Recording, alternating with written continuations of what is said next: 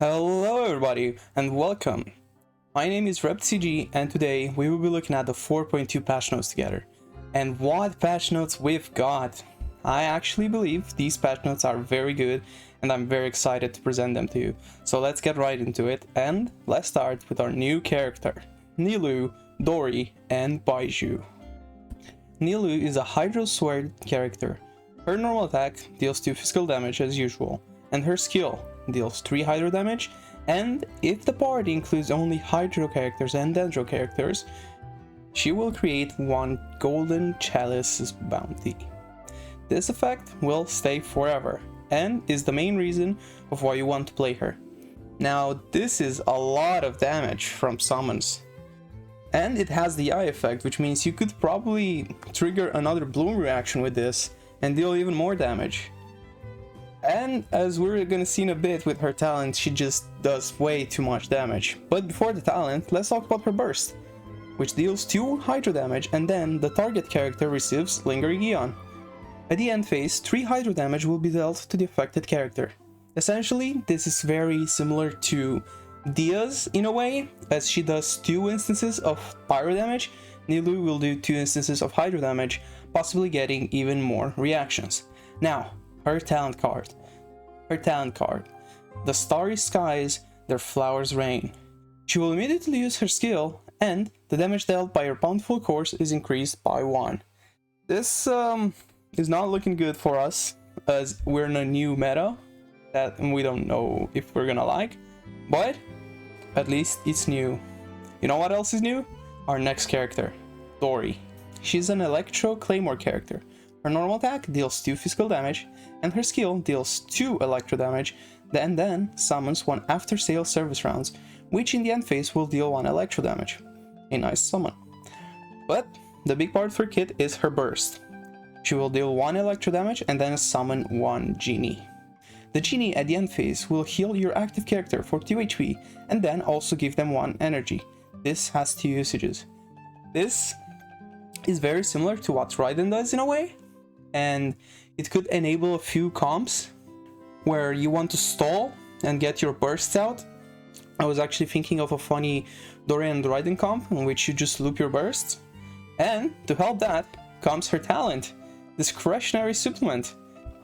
She will immediately use her burst, and the genie summoned by your Dori will heal for 1 more HP when healing characters that have no more than 6 HP, and it will increase the amount of energy gained by characters with no energy by 1, essentially giving characters that have no energy at the end of the round 2 energy.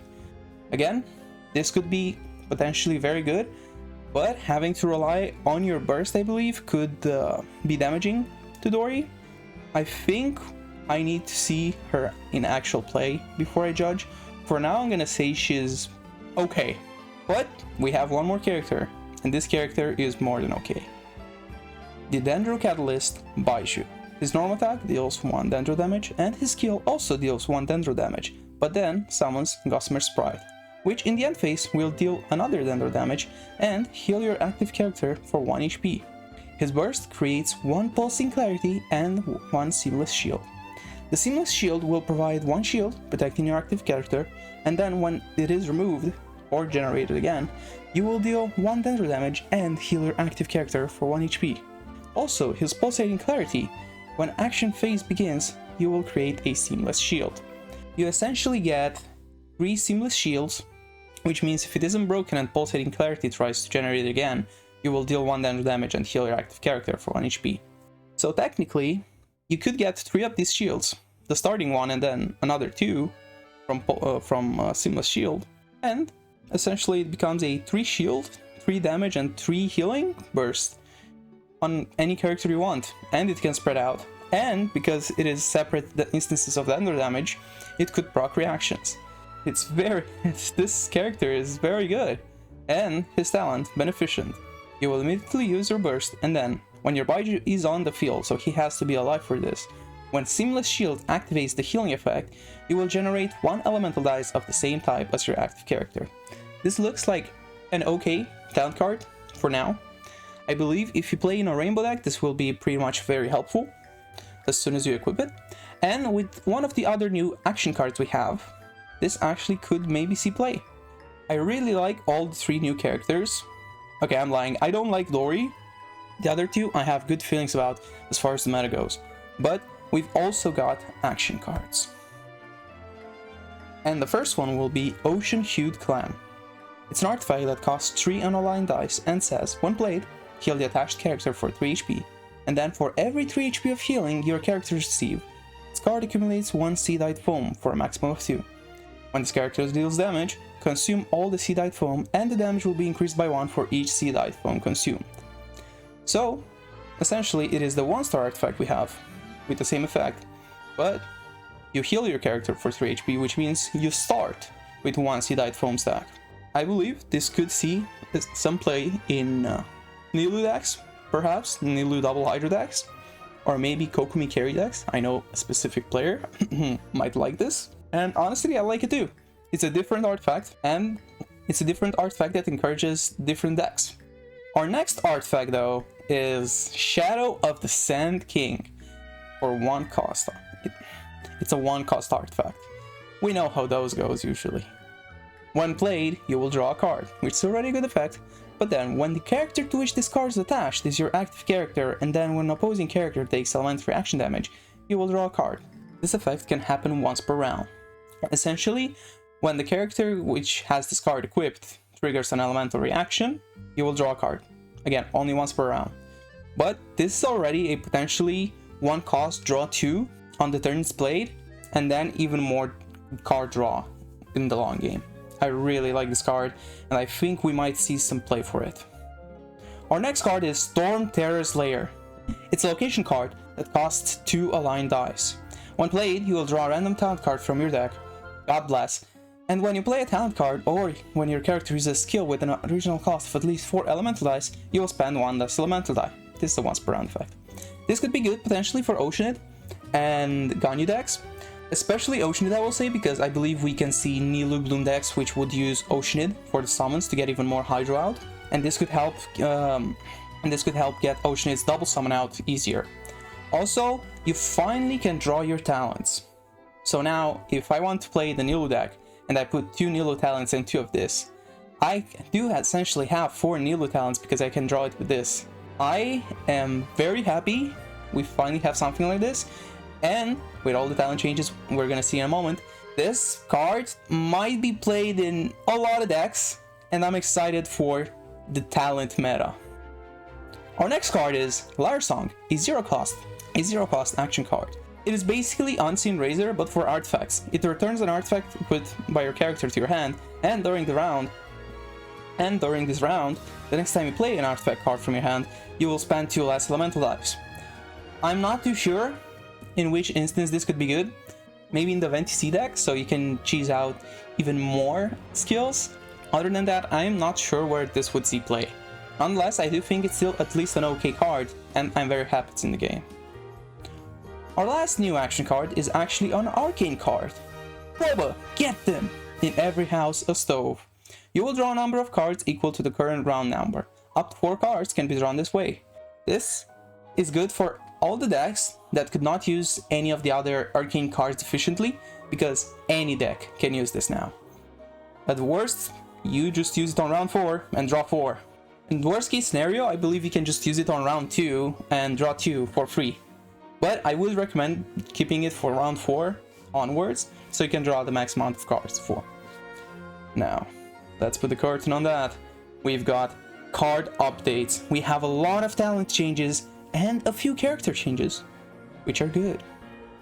First off though, let's talk about the Joyous Celebration changes. Its effect has been changed to the element corresponding to your active character's elemental type will be applied to all your characters affected by elements. This essentially means that now you will not be applying elements to everybody, whether they have an element ready or not, and give your enemy free reactions. Now, let's say you're playing a double Pyro Cutscene deck, Benny and Cutscene have Hydro on them, and you don't want to give the bloom to the enemy. So you use this with Benny and get rid of the Hydro from Benny and Cutscene without giving it to Klee as well. And now, talent card dice cost changes. The following talent cards for these characters had their talent dice costs reduced by 1. Xingqiu, Mirror Maiden, Barbara, Electro Hypostasis, Shangyun, Shangling, Candice, Razor, and Sarah. Additionally, Xingqiu's talent card had its effect changed. Now the range swords created can block damage of at least 2 for your active character. And Shangyun's talent card had the effect of starting duration rounds +1 removed in order to compensate for the dice cost reduction. Sarah's talent card was changed completely. It is now her elemental skill instead of her burst, so now it costs 3 electro dice instead of 4 electro dice and 2 energy. And Razor's talent card has also been changed. The effect of one of your electro character gains 1 energy can now only be triggered once per round. Besides these changes, these other talent cards also had their effects changed. Yoimiya's talent card says as follows: the new Wabi Ensho, generated by your Yoimiya who has this card equipped, gains 1 additional initial usage, and after triggering its effect, you will deal 1 additional pyro damage. For Beidou's talent card effect change, it is no longer necessary for the character to suffer damage during the prepare skill for Beidou's normal attacks this round to cost 1 less on aligned elemental die, which is a good change. Now I can easily play my Beidou carry deck with her talent, especially with the new Stormterror's Lair. Sano's talent card says that when he uses his elemental skill and has an even number of levels, the skill will deal +1 damage. Kokumi's talent card has changed. Now if Bakikurage is on the field, it will increase its usage by 1 instead, but if it is not already on the field, it will summon a Bakikurage with 1 usage. And for Yanfei, the effect of the talent card has been adjusted to: when she uses a charged attack, she will deal +1 to damage to enemies with 6 or less HP, and if Scarlet Seal is triggered, she will then draw 1 card after the skill finishes calculating damage. Additionally, Scarlet Seal can now be stacked a maximum of 2 times. Overall, I really like these changes, and I hope they go back and visit some other talent cards as well. Now let's get into the character card changes, starting with Jean. Her Mana Burst had its energy required decreased from 3 to 2, and in order to compensate, they also adjusted damage from the summon. It has been decreased from 2 to 1 as well. Because of this change, her talent card also had the energy required for her to burst decreased. Because of this change, her talent card also had the energy required for her to burst. The energy required for her to burst decreased. And now, let's get into some really good, deserved nerfs. First on the list is Shenhe. The number of icicles created by her elemental skill has been decreased from 3 to 2. Good nerf, doesn't absolutely kill her, I really like it. Short and simple. And next up we have Rhodeia of Loch, Oceanid. Her elemental burst initial damage has been increased from 2 hydro damage to 4 hydro damage, but the damage increase from the number of summon has been decreased from 2 to 1, which means that now, with a field full of summons, her burst will deal the maximum of 8 damage without any outside source. Before, it was 10. Essentially, her burst damage got buffed with only 1 summon on the field, unchanged with 2 summons, and nerfed with 3 or 4 summons, which is good. I wish they did something to Oceanid's elemental skill, because I do think that's still a bit too good, but this is a good start. And now, what we've all been waiting for patches and patches in a row.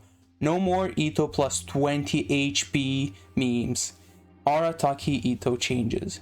His elemental burst initial damage has been decreased from 5 geo damage to 4 geo damage, and the effect of Raging Oni King has also been changed. His normal attacks will now deal +1 damage instead of +2. This is a huge nerf, and this could possibly make him worse than Noel, so there isn't much of a point to try and run Din anymore, right? Or Din, as he is maybe just a Noel or a worse Noel. I don't think that's good enough for him to just carry anymore. I believe we're still gonna see him a bit, because people will still try him out, but these nerfs are indeed massive, and I'm all for it. Has been a top for the meta for much too long. Now, what did you think about the patch notes? I think they were very good. I am very excited to see the next patch notes moving forward if they take this approach again. But for now, that has been all for me. If you have any questions or want to discuss the patch notes, you can join us over at discord.gg/GITCG. Thank you very much for being with me today, and have a good day. Bye bye!